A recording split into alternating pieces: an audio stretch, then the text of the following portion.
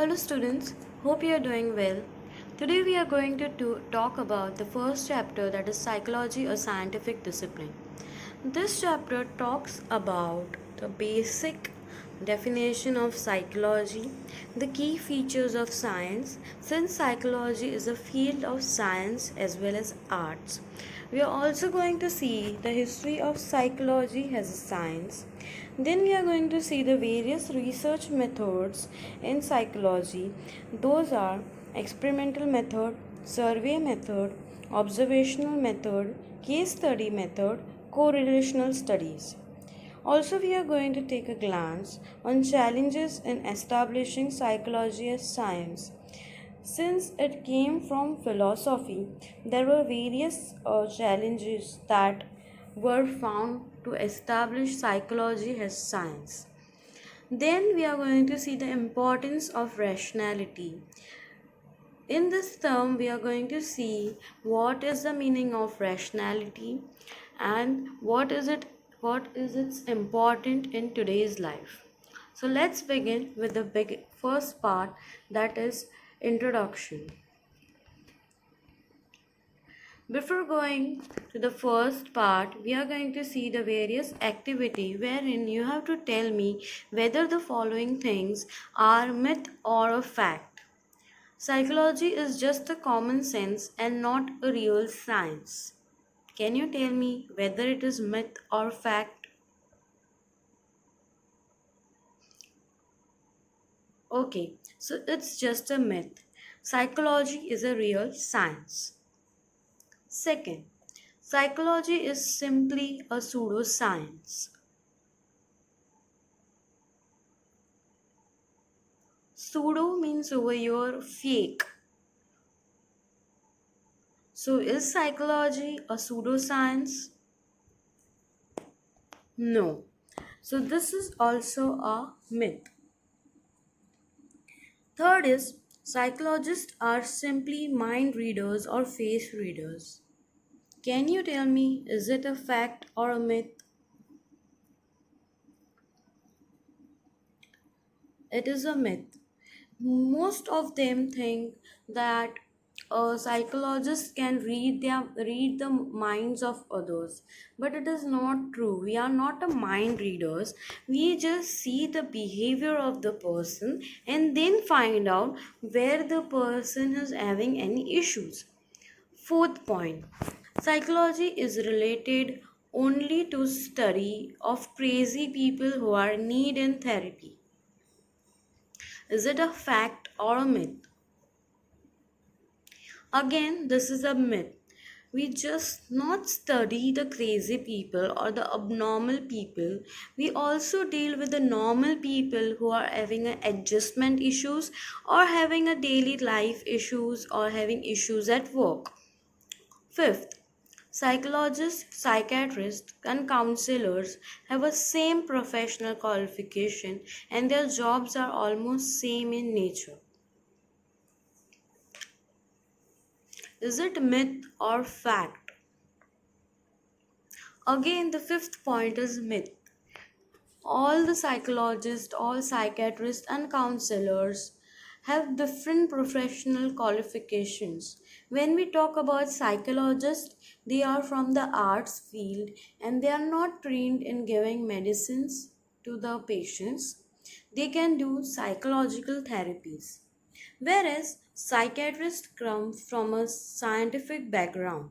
So they can do therapies as well as they can give the medicines to the patient. And counselors come from both arts and science field and they deal with the mild adjustmental problems or career related problems or they give the vocational guidance. So there is a difference between a psychologist, psychiatrist and counselors. Counselors are also known as counseling psychologists. Sixth point, anyone with a degree in psychology can provide counseling to a needy person. This is a fact that anyone like psychologist or a psychiatrist can provide a counseling to any needy person since they have a subject of counseling in their course. So with completion of activity 1, let's move ahead with the introduction part.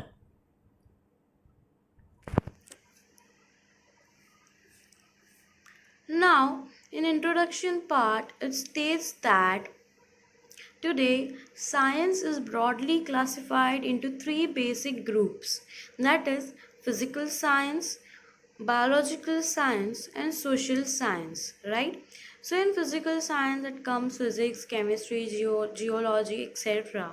In biological science, that is zoology, botany, physiology. And in social sciences it comes psychology, sociology and economy. Now why it is called as social sciences? Because social science deal with the people or the humans behavior. So since psychology is dealing with human behavior, it comes in social psychology. Now, some people question whether psychology is really a science or not, or what exactly is science is and what exactly psychology is. So, there are lots of questions that were there earlier, and we are trying to answer it. So in this chapter, we are going to put a insight on why, what are the key features of science, what is the history behind psychology as a science, what are the various research methods in psychology. There are 5 research methods that I told earlier. So we are going to see those methods. Then also we are going to see what are the challenges that were faced for psychology to be a part of science, and also the importance of rationality. So now moving ahead, we are going to see the key features of the science. Before saying what are the key features of science, we are going to see where the term science have came from. So science is derived from the Latin word scientia, which means knowledge. Science is a pursuit and application of knowledge and understanding of natural and social world following a systematic methodology based on evidence. So what do we do in science is that we find a solution to the problem on the basis of the evidence, as well as we follow it into the systematic method. So that is why it is called as science. So even in psychology, if any person has a problem in his behavior, what are we going to do? We are going to find a systematic solution to it, and that is why psychology is also called as science. Now we are going to see the key features of science. First one is empirical evidence. Empirical. The word empirical means something which is visible or which can be seen. So empirical evidence is something which can be proved by our own eyes, right? So science is what? Science is based on evidence based approach to study any information. For example, if you want to see or study the properties of water or the properties of iron, solid, anything, only if we can see those properties, or only if we can do the experiment and see it on our own eyes, then only it is possible, right? So it is known as empirical evidence. So the first feature of science is empirical evidence. Second feature is objectivity. So science is an objectively study the phenomena under the consideration. Now what does this objectivity means? Objectivity means the ability to see and accept the fact as they are and not the investigator might wish them to be. Okay, so if we are saying that volcano eruption is there, so, when the volcano eruption takes place, we see that volcano eruption and we accept the situation, and then we understand that phenomena more into detail. Okay, so objectivity is nothing but accepting the fact that the phenomena has occurred. Okay, objectivity also means that it is away from all the biases, prejudice, belief, wishes, values, preferences. Now, what does biases and prejudice means? Prejudice is nothing but a judgment. Okay, we are taking a prejudgment of it. So it should be away from all those things, the beliefs. For example, of the volcano. Okay, before the volcano eruption, if I am saying or if I have thought beforehand that volcano eruption does not take place, then the factor of objectivity does not is not being considered, right? So there, if it is a science and if it we are working in a scientific way, then objectivity must be the key feature to it. Then scientific causality. Scientific causality means what? Always a science tries to find out the cause and the effect relationship between any variables. Okay, so if we are saying that global warming is taking place, so what do scientists do? They find out the cause and its effect, right? So if global warming is taking place, what would be the cause of it and what would be the effect of it? So for in science, for studying anything, there should be a cause and the effect relationship. If I consider psychology, in psychological terms, a person is getting angry. So since psychology is a part of science, what will the psychiatrist do? They will try to find out the cause and the effect behind that person. Why this person is getting angry and what would be the effect of it. So, the variables are always divided into two, that is independent variable and the dependent variable. So independent variable would be the cause and the dependent variable would be the effect. Independent means what? Something that is not dependent, so it would be the cause. For example, pollution is the cause of global warming. So pollution would be the independent variable, whereas the global warming, which is the effect, would be what? It would be a dependent variable. The fourth key feature is systematic exploration. Now, in science, what happens is that they explore everything in a sequential manner. Okay, so for any problem, there would be the steps like identifying the problem, formulation of hypothesis, collecting the facts, analyzing the facts, scientific generalization, and prediction. So, even if you visit your science lab, okay, or physics lab or chemistry lab, what happens over there when you do an experiment? There is always a problem to it. Then you can't find the hypothesis, that what would be the possible solution to it is a hypothesis. Then you follow or formulate the formulas or do the experiment, you write the methods in it, and at the end you write the conclusion. Okay, so how it goes? It goes into the systematic way. So science is also what? It is a systematic exploration. The fifth one is replication. Replication means what? It is reproducibility.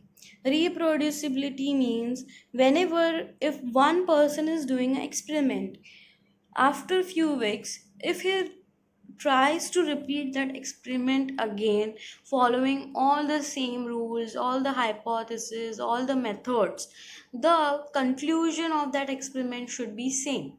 Okay, if that person has done one experiment and another person tries to repeat that experiment again, the result should be the same. If there is a replication, if there is a reproducibility of that particular problem and the solutions are same, then only it has been proved. For example, if someone is doing an experiment on NaCl or H2O, what would be the result? The final result should be the same. Then it is a part of replication. Sixth one, and the most important key feature of science, is predictability. Unless there is a predictability, no problem could be solved. Predictability means that you are predicting beforehand what could be the solution, what could be the possible answer to it. So, science is all about the question and prediction, and doing a systematic step, the person tries to find out the answer, right? So, I hope everyone is clear with key features of science, that is empirical evidence, that evidence which is visible to us. Second is objectivity. Objectivity means accepting the facts the way they are. Third is scientific causality. Scientific causality means finding the cause and the effect relationship between two variables. Variables could be the independent variable and dependent variable. Independent variable is the cause, whereas dependent variable would be the effect. So, independent variable would be the pollution, whereas the dependent variable could be global warming. Systematic exploration. So when I talk about systematic exploration, you have to imagine that you are into the lab and you are performing an experiment wherein you have to write aim, hypothesis, apparatus, methods, and conclusion. So science always does a systematic exploration. And the fifth one is replication.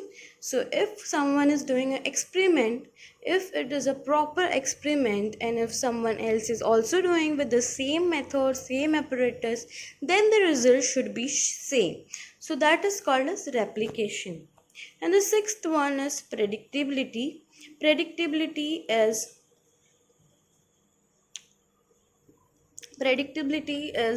how you can predict what could be the possible solution to it. Now we move on to the activity 2. Read the following statement and discuss about them in the classroom. Psychology is a science because it fulfills many conditions of science. Tell me whether it is true or false. Of course, it is true that psychology is a science because all those key features that we saw were similar to science. Psychology is not exact science like physics and chemistry. It is not exact science, it is a social science, but it differs from physics and chemistry, of course. Psychology is a social science that studies humans and animals' behavior and mental processes. It is true. It studies the behavior of human as well as animals, and that is why it comes into the social science.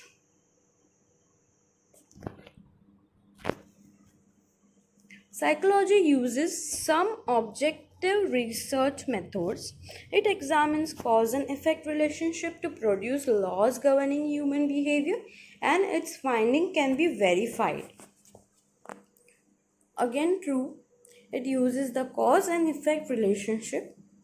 Fifth, psychology can be distinguished from pseudoscience and the folk wisdom, as psychology has evidence against its theory.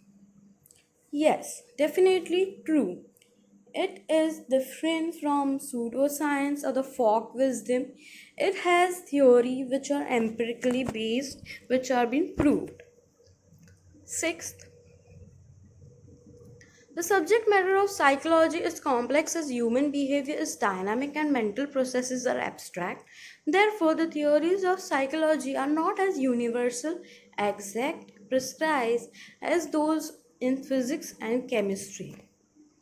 Okay, so in the sixth point, we can say that yes, since we are dealing with human and human are different, every individual has its own differentness, right? Not your friend is as similar as you, not you are as similar as your friend. So obviously the theories of psychology varies, and It also depends upon the school of thought that you are going to follow, and then you are going to accept those theories. So when I say school of thoughts, that we are going to see in the further part of this chapter, and you will get a clear understanding about it.